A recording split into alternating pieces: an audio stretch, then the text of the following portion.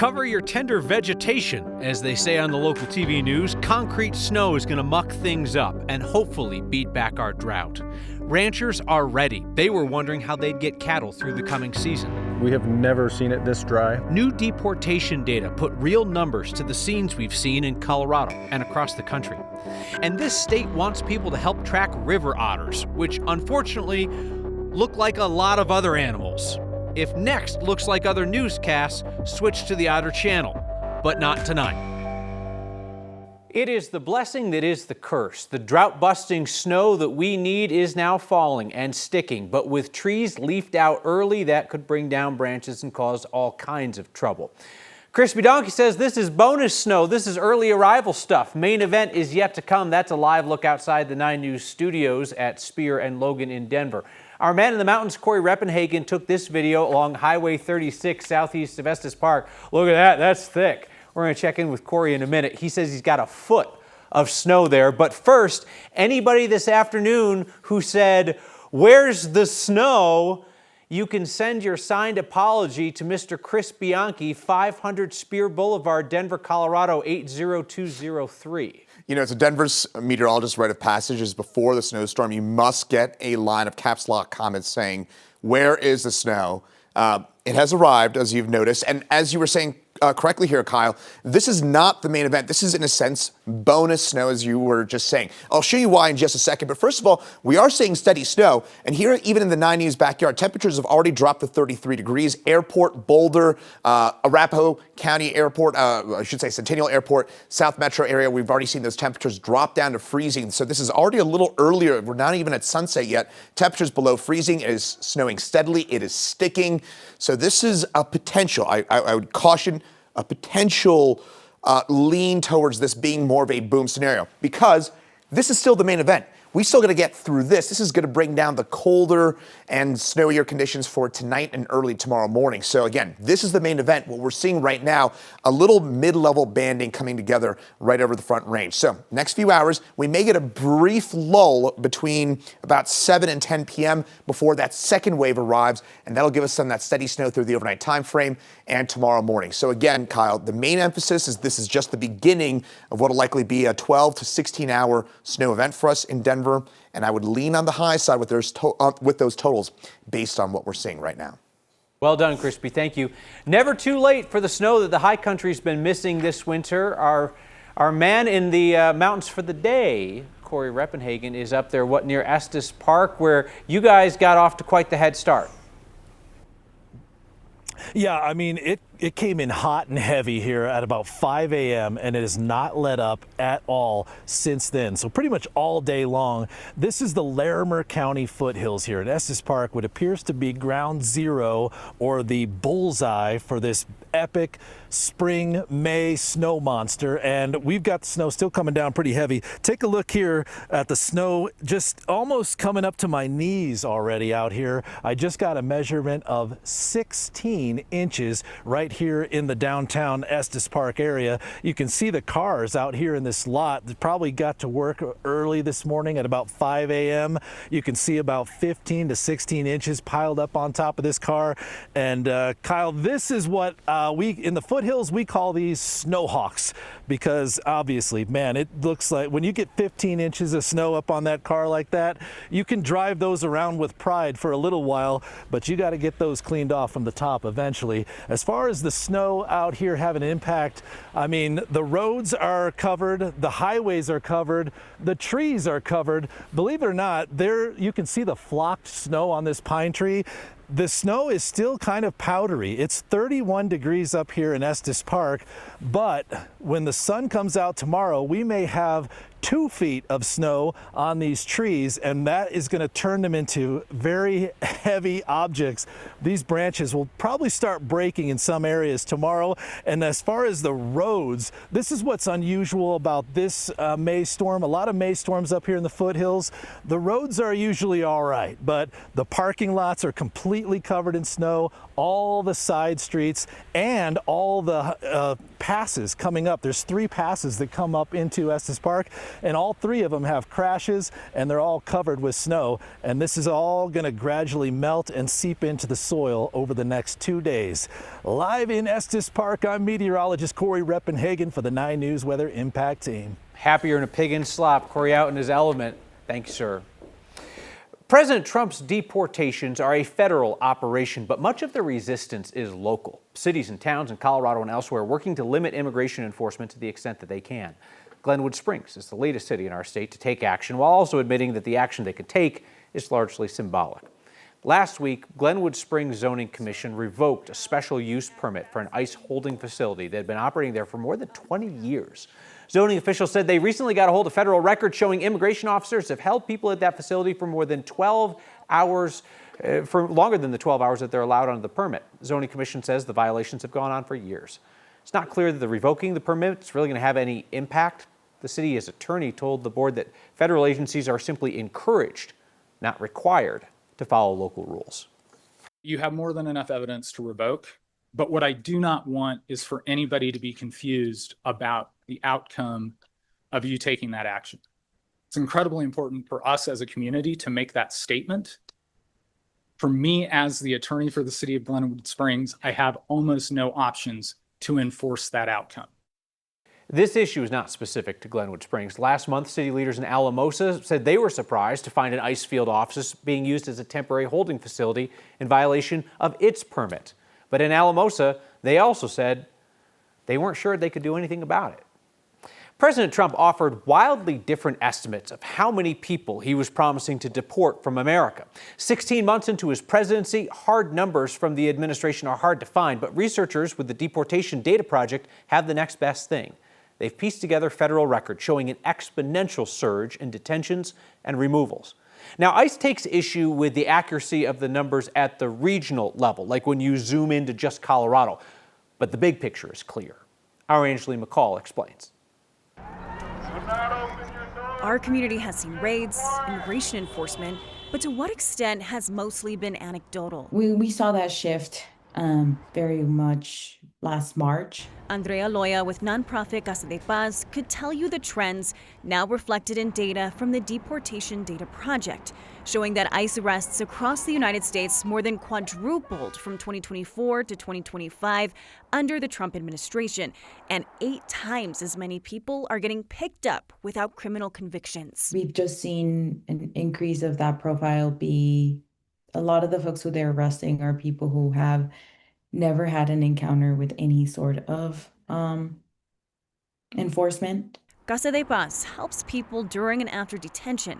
She says the profile of those detained has changed, emphasizing long-standing community members. We saw 610 people in 2025, and a good number of those were locals. The data shows deportations happening faster, with removals happening within 60 days increasing from 56% to 63%. We've seen somebody be picked up and deported as fast as 3 days, which is something that we had not seen before. And at the same time, we have folks who have been sitting in detention for 6-7 months, and they are not being even granted either voluntary departure or deportation. Trends now seen through data that Loya has witnessed firsthand. Because from the beginning, this administration has very much said that folks who are immigrants are a target. ICE contests the information from the Data Deportation Project, though this is information that is gathered directly from document requests from ICE themselves. In a statement, they say that ICE cannot verify the accuracy or the analysis. Kyle. The other aspect of this, right, is the new arrivals into our country. And you hear the Trump administration say that essentially new arrivals have stopped at the border. Right. We know that the president has largely taken credit for very few arrivals at the border. What this data shows, though, is that the trend was happening long before Trump took office and was already in effect during late 2024. So that's an interesting thing, right? Administration taking credit, but that trend was already happening. And we know that it is cyclical, right? There's things the U.S. can do to impact it, things that are happening outside of our country. Angeline, thank you. Well, that didn't take long. Feds warned that they'd sue the city of Denver if Denver didn't roll back a decades-old assault weapons ban. Denver told the Trump administration to shove it yesterday, so today the feds sued. Denver's had a ban on certain kinds of weapons since 1989. The city attorney says this has already gone through court. But the Department of Justice sent a letter to the city last week asking city leaders to stop enforcing the ban. After Denver Mayor Mike Johnson literally said hell no to that request yesterday, the Department of Justice filed their case in federal court today. Their lawsuit claims the ban is politically charged, says it's a violation of the Second Amendment. They want a federal judge to stop Denver from enforcing it. The DOJ has also threatened to sue over a state law that bans high-capacity magazines, which the DOJ says functionally is an assault weapons ban. That ban has already been upheld at the state Supreme Court level. We're praying every single day. Every single day we are praying for moisture. Prayers answered for Colorado's ranchers who tell us they were running out of contingency plans. And state wildlife workers want us to be on the lookout for river otters. I am not confident that I could identify a river otter. But don't worry, we have a helpful guide with pictures next.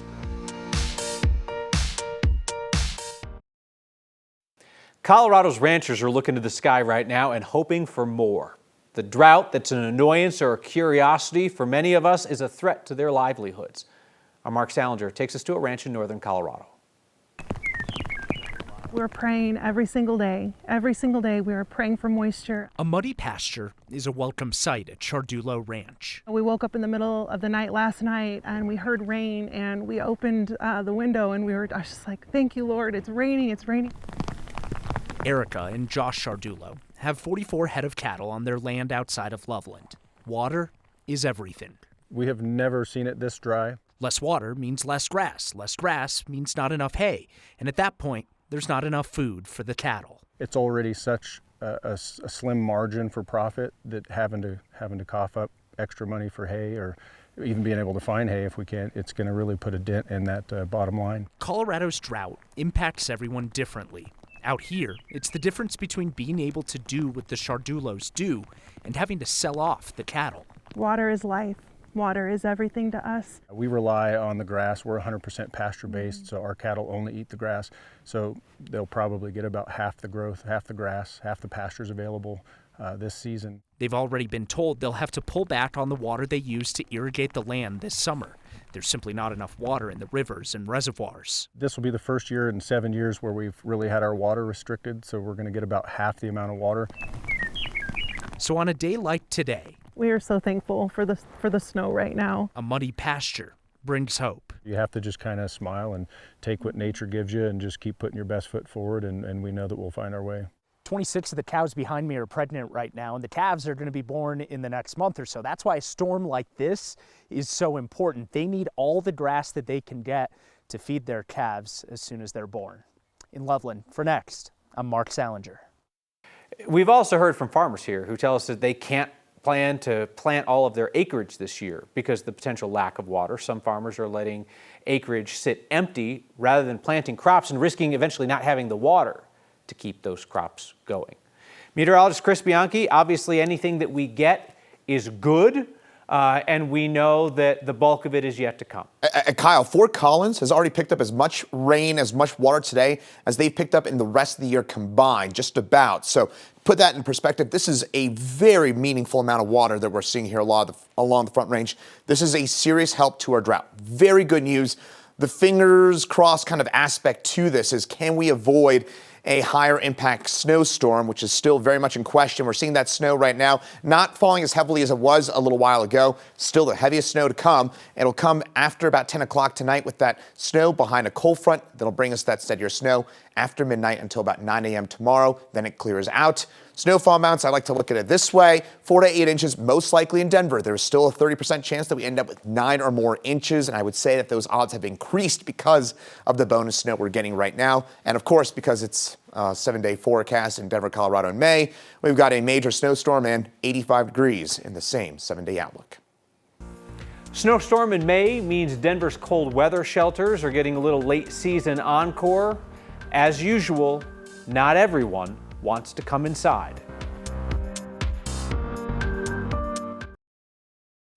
Denver's activating its cold weather shelter plan tonight. City started opening extra shelter space about 20 minutes ago. Denver activates the cold weather setup when it drops below 25 degrees, when the National Weather Service issues a cold weather advisory, or when the city is expected to get at least 2 inches of snow. But we know that it's certainly not for everyone. One woman living on the street told us that she's going to try to stay warm and dry on her own tonight because she simply doesn't feel safe at the shelters. Shelters are kind of dangerous, actually. Like, I went there once and I was threatened to be stabbed in the neck if I looked the lady's direction, so that was my first and only. Nope, no thank you. Alma told us she hopes to stay at a friend's house tonight. The city's cold weather shelters will be open till 11 o'clock Thursday morning for anybody who chooses to come in from the cold. Would you know a river otter if you were looking at it? Why are you looking at me like that? I'm not a river otter. We're talking about this because it's the 50th anniversary of river otter reintroduction in Colorado, and the state wants people's help in spotting and counting them to see where exactly they live. Now, first step, teach people what a river otter looks like. Apparently, they are routinely mistaken for other animals. So the state put out some photos as a guide, and we helpfully made some additions. This is a river otter. It has a long, torpedo-like body. This is not a river otter. It's a beaver. It has a round body. This is also not a river otter. It's a muskrat, bald, rat-like tail. This is not a river otter. It's a mink. It has a long body, but not round or torpedo-like. You still following here? This, also not a river otter. It's a seal. They don't live here. This is not a river otter. It's a sea lion. They're ginormous. Also don't live here. This is not a river otter. This is me at my heaviest during the pandemic. Round body, does live here, no tail. And again, this is your river otter, folks. This is what you're looking for. You feel confident now on this? We got this. You can participate in the River Otter Tracking Project by going to the Colorado Parks and Wildlife website. Your find might even be featured as their Otter Photo of the Month on social media, unless you send them a photo of a non-otter, which would be pretty humiliating, especially now that you have that handy guide. And we have two young women from Kent, Denver who are here with us today, Tanya and Tatum. You all are here learning about journalism, and you're very excited for your snow day tomorrow? Yes, we are. Well, we don't have a snow day. You don't have a snow day yet? Yeah. Who has to decide this? Mr. Bramer. Mr. Bramer, he's the guy who needs to decide. Mr. Bramer, he's a smart man. Smart man. Kind man. Kind man. Kind man. He's a generous man. Generous man. Generous man, and he watches this program. Let's see if we can get a snow day for Kent, Denver. Feedback next. Feedback from Rebecca, who says no snow haiku from Corey Reppenhagen today. How disappointing. Here's the deal, Rebecca. He was kind of up to his butt today. I mean, he was up to his shins in snow, and then he was on TV every 20 minutes. We were asking a lot of that man. We'll get you a haiku soon. Bob and Chris in Englewood want more notice when we get moved here to Channel 20, the secondary channel. We've been bumped a lot due to basketball. I apologize for that. There's nothing we can do about it. You might want to develop the habit of finding us, though, streaming on 9 News Plus, because we're there every weeknight. Chris says, please tell me where Kyle got the jacket he's wearing. My husband loves it. I feel weird to say the brand on TV, but Chris, shoot me an email, next@9news.com. I'll hook you up. Stay cozy, my friends.